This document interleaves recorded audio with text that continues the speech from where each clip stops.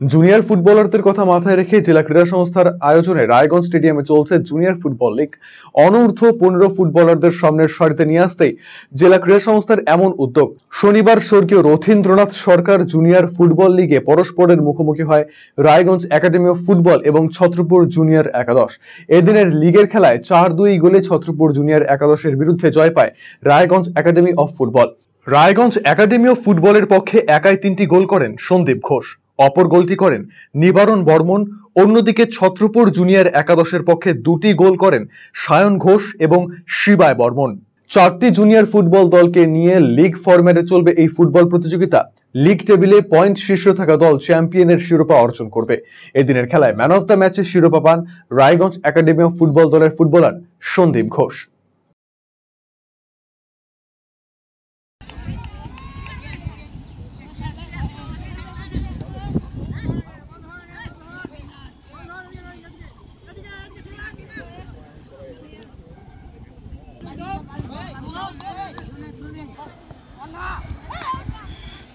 चल हाथ है मुंशी